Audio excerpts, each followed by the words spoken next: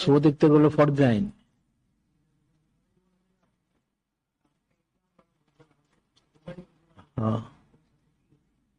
তাইলে তো ওয়াইস আল কানের মতো তো সাহাবিতের মাকাম ঢাকাই দিতেন, কিন্তু সাহাবিতে পারলেন না সৌবতের অভাবে।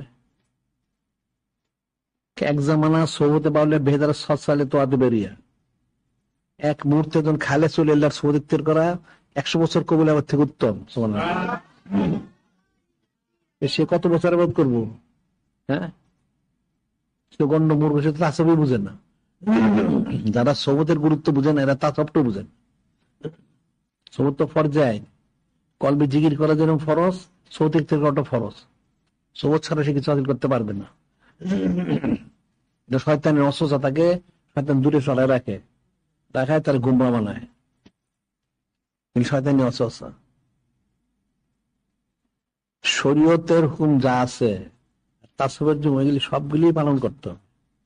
এখানে মন করা নিজের কিছু বলার কোনো সুযোগ নাই। যারা মন করে বলবে এটা গুমরা হয়ে যাবে আস্তে আস্তে। এদেরকে শয়তানে ধরছে, শয়তানে কায়দা করে আস্তে আস্তে তাদেরকে একটা বেড়ার পাল থেকে একটা বেড়া যখন আলাদা হয়ে যায় তখন নিকলে ভাই গায়েব করে দেয়। এইটা হলো এরকমই। যখন সে সৌবত থেকে দূরে থেকে আস্তে আস্তে সে তার মধ্যে গুমরাইতে প্রবেশ করছে, নিজেও বুঝে না। ওই যে যে মুড়িদের ঘটনা আছে না, প্রতিদিন সে মেরাজ শরীফ করে, কারসাজিমে যায়, ওখানে গিয়া অনেক কিছু বেশি খায়, ফল দল খায়, এমন সে সৌবত ইফতার করে না। তো উনি শুনলে আমাকে বলা হইলো, তাহলে তো শয়তান, উনি বললেন এটা তো তাকে শয়তানে ধরছে। এটা প্রকাশ্যে বলেন না, গেছেন কি ব্যাপার তোমার, তুমি হুজুর আমি তো প্রতিদিন এরকম মেরাজ শরীফ করি, এই সেই করি, ঠিক আছে খুব ভালো।